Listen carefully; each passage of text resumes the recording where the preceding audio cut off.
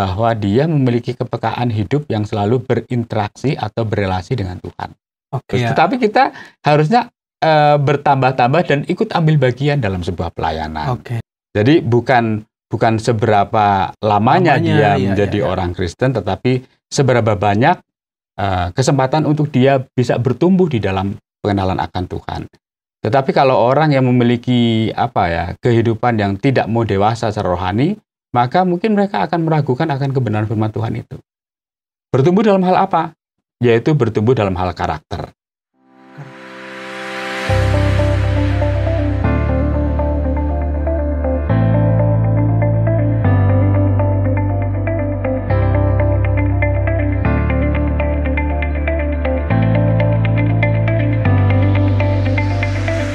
Ya, jumpa lagi kali ini dalam program Bincang Kita, bercakap bersama mencari makna. Bersama saya, host Bias Paris, yang akan menemani perbincangan kali ini. Dan kali ini sudah hadir Bapak Oti Priambodo, yang sudah hadir di studio. Terima kasih Pak buat ketersediaannya. Sama-sama. Ya, kita bisa berbincang ketemu lagi ya. Kita ketemu lagi setelah sekian lama ya Pak. Sepertinya cukup lama. Iya Pak, sudah sekian lama tidak bertemu Pak Oti. Sekarang kita ketemu lagi dalam kesempatan kali ini. Ya.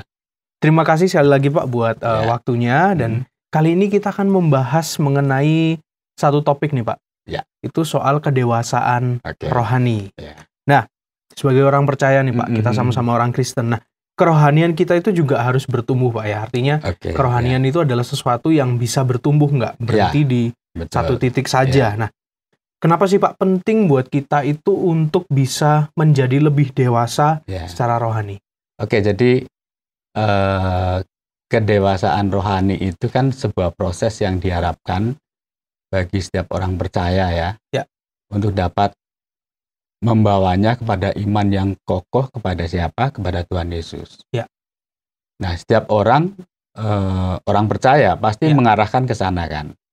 Yesus juga mengatakan supaya kita semakin sempurna.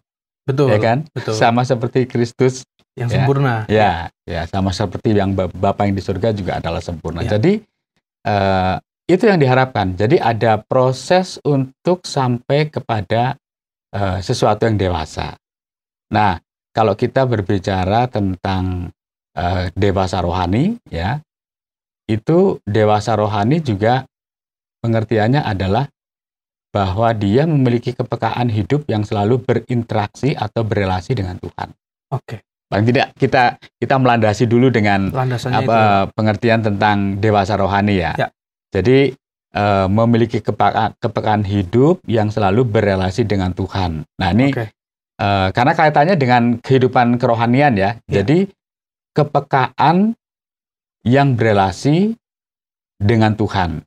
Kemudian karena kita memiliki kepekaan yang memiliki relasi dengan Tuhan, itu artinya bahwa ketika kita mengalami mungkin kehidupan yang menyimpang dari kebenaran firman Tuhan, kemudian kita juga mungkin serong dari jalan kebenaran firman-Nya, maka kita akan kembali lagi ke sana. Nah, itu artinya orang yang dewasa secara rohani ya.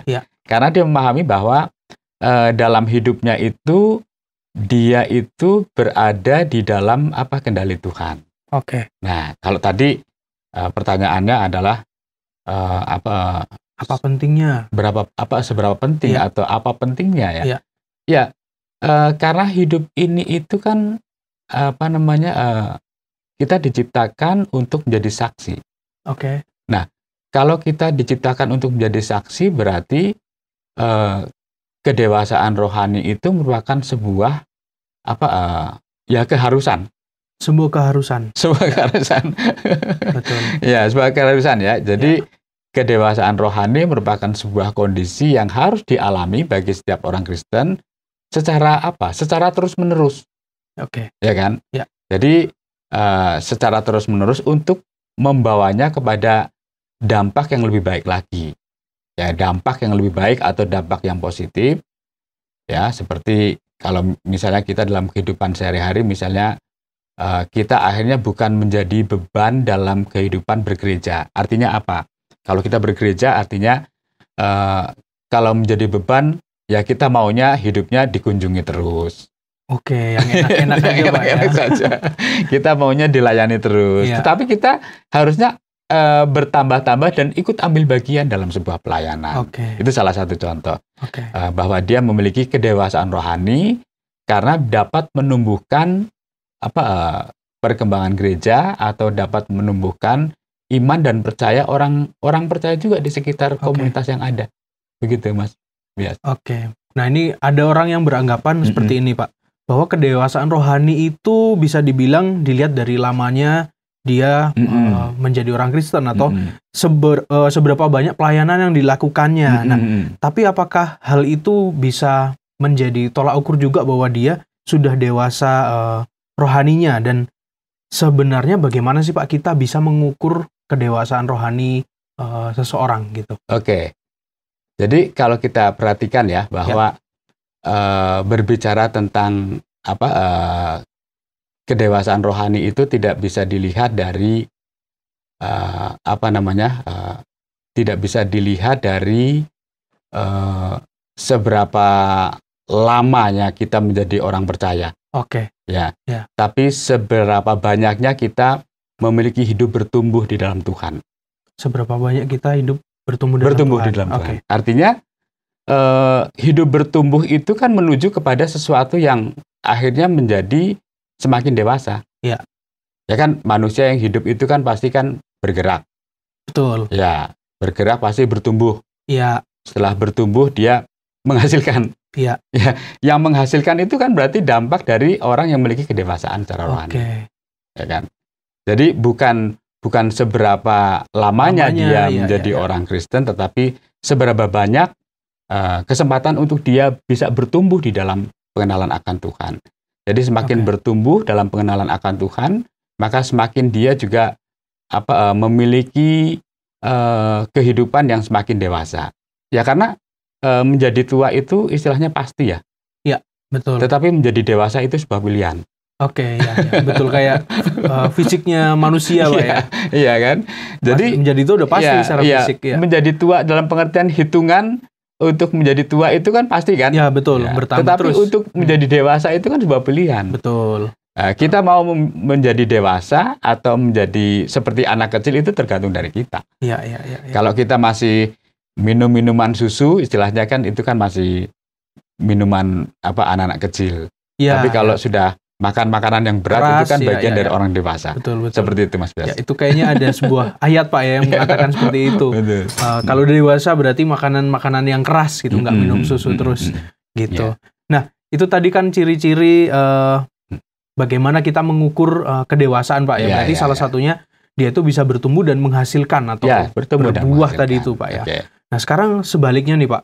Bagaimana sih kita mengetahui bahwa ciri-ciri seseorang yang belum dewasa secara rohani nih atau kekanak-kanakan rohaninya?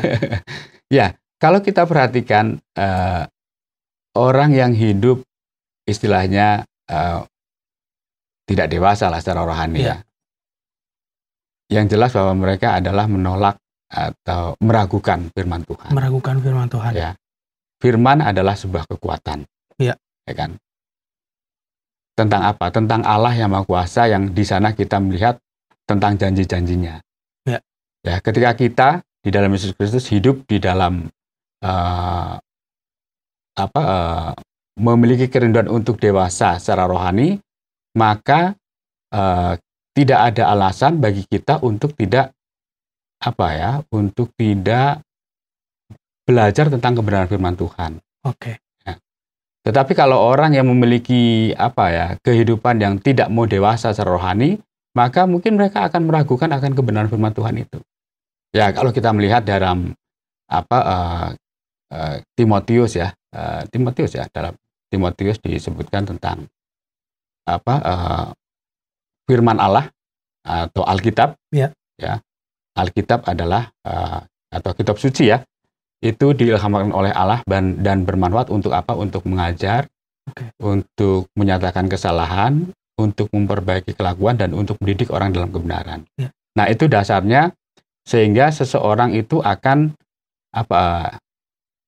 memprioritaskan atau mengutamakan firman Tuhan dalam hidupnya. Kalau seseorang tidak mau bertumbuh, berarti ya dia meragukan akan firman Allah yang bekerja, berkarya untuk hidupnya.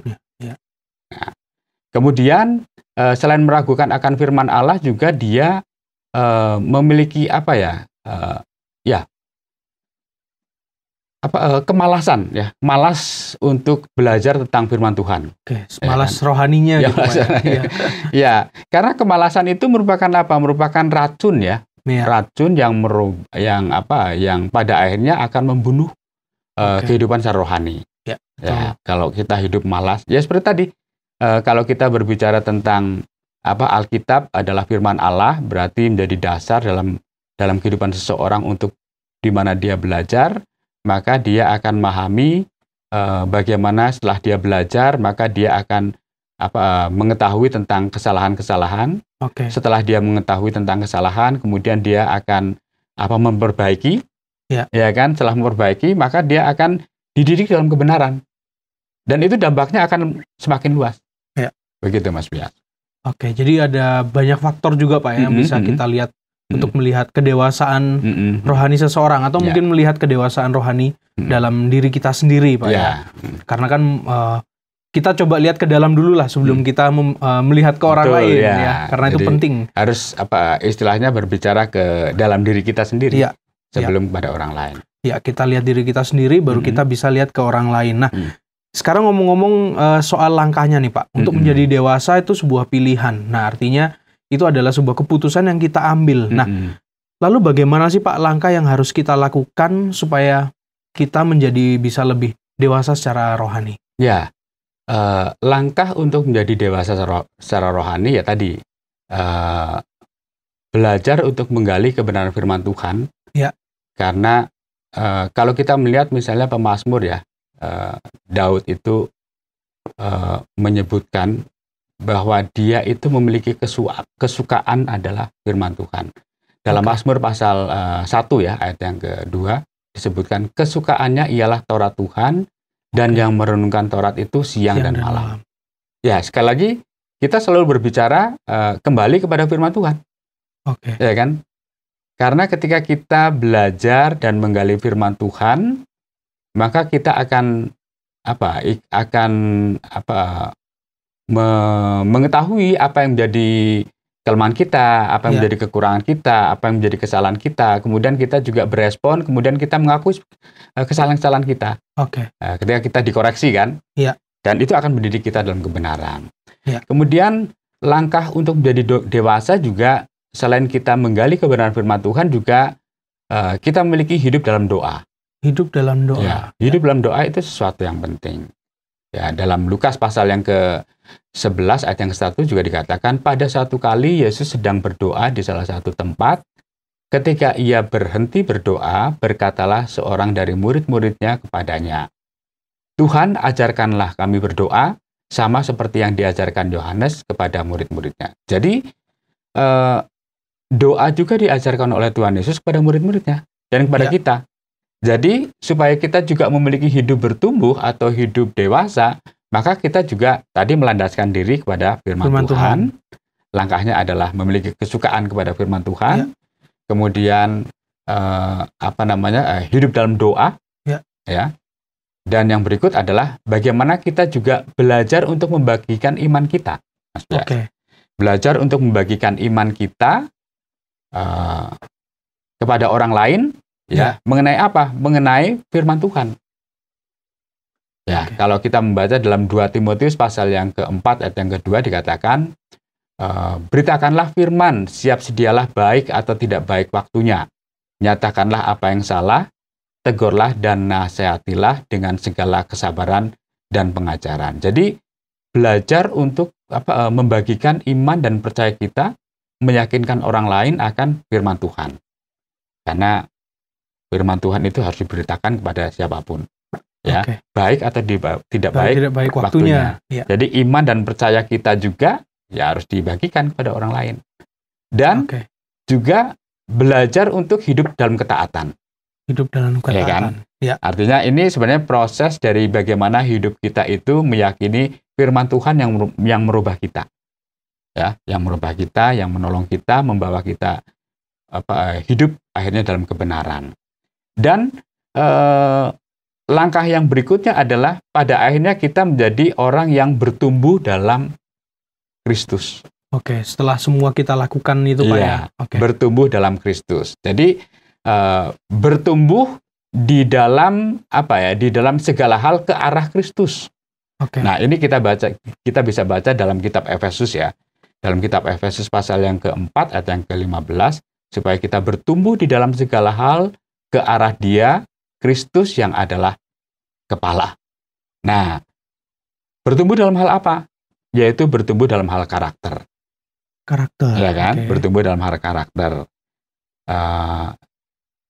Yang tadinya mungkin selalu ingin menyenangkan menyenangkan diri sendiri, tetapi berikutnya dia semakin untuk bisa menyenangkan hati Tuhan. Iya. Ya kan? Kalau kita menyenangkan hati Tuhan, berarti kita juga akan menyenangkan orang lain dong. Iya. Searah pasti, Pak. Iya kan? Ya. Jadi itu bertumbuh dalam karakter. Jadi karakter kita yang tadinya orientasi ke kita, tapi akhirnya orientasi ke Tuhan. Setelah orientasi ke Tuhan, pasti akan berdampak ke orientasi kepada sesama. Ya. Ya, kalau kita mengasihi Tuhan, berarti kan mengasihi sama toh. Betul, betul. Jadi lebih tekun dan pantang menyerah dalam menghadapi masalah dan juga tantangan hidup. Nah, ini juga bagian dari kehidupan yang bertumbuh di dalam kedewasaan rohani. Kemudian bertumbuh ke arah atau bertumbuh dalam kebiasaan yang baik. Nah, tadi kan tentang karakter kan? Betul, betul. Karakter berarti kan membentuk diri kita sendiri. Kemudian bertumbuh dalam kebiasaan yang baik, misalnya yang tadinya setelah membaca firman Tuhan yang tadinya ogah-ogahan untuk menikmati persekutuan dan teman-teman kita dengan komunitas kita sebagai komunitas orang percaya, akhirnya disadarkan dan dia akhirnya bergabung dalam komunitas orang-orang percaya. Karena di sana juga tempat untuk bertumbuh. Ya, betul. Tempat untuk semakin dewasa juga kan? Betul. Dan juga kalau kita sebagai orang percaya, orang yang sudah dikasihi oleh Tuhan Yesus, maka kita juga bertumbuh dalam kasih. Nah, mengasihi dengan tulus dan tidak mengharapkan balasan. Kemudian tidak pilih kasih, tanpa syarat, rela berkorban, dan orang yang hidup dalam kasih itu mudah untuk mengampuni. Mudah untuk mengampuni. Ya kan? Karena Kristus sudah mengampuni kita. Betul. Jadi orang yang hidup dalam dewasa, itu langkah-langkah yang dinyatakan pada akhirnya dia akan hidup bertumbuh dalam Kristus, yaitu bertumbuh dalam hal karakter, bertumbuh di dalam kebiasaan atau tingkah laku yang baik, kemudian bertumbuh juga di dalam kasih karena Kristus yang sudah mengasihi dan pasti juga kita akan mengasihi. Begitu Mas. Oke. Jadi itu langkah-langkahnya untuk bisa katakanlah dewasa secara rohani, Pak ya. Jadi ada proses yang memang harus kita jalani. Nah, pasti tiap proses itu ada kesulitannya, ada levelnya masing-masing. Ada kesulitan, ada tantangan. Gitu. Tapi sekali lagi kalau ingin dewasa rohani, tantangan dan kesulitan itu justru malah bikin kita naik level ya Pak. Seperti batu pijakan. Jadi, gitu ya. Ya pasti kan segala sesuatu yang berkaitan dengan kita semakin dewasa, semakin bertumbuh, pasti ada tingkatan-tingkatannya. Jadi tantangan itu bukan merupakan bagian untuk melemahkan, tetapi tantangan merupakan kesempatan untuk menghadapi sebuah perjuangan. Kesempatan untuk menghadapi sebuah perjuangan. Perjuangan untuk menghadapi tantangan itu sendiri. Jadi itu kuncinya Pak ya. Sudut pandang kita, lalu tadi bagaimana kita hidup di dalam Kristus, dalam firman Tuhan, hidup dalam doa, artinya kan kita menyerahkan hidup kita ke dalam Tuhan, segalanya ke dalam Tuhan.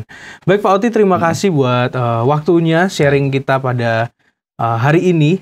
Nah, tentang kedewasaan rohani. Jadi Pak Oti, terima kasih buat waktunya. Sama-sama. Dan buat Sobat Askara, buat teman-teman semua, terima kasih sudah menyaksikan bincang kita episode kali ini. Dan tentu saja bincang kita akan kembali lagi hari Jumat depan, Jumat sore, dengan perbincangan yang menarik lainnya. Terima kasih Pak Oti. Akhir kata, Bias Paris dan Pak Oti pamit undur diri dan sampai jumpa di episode minggu depan.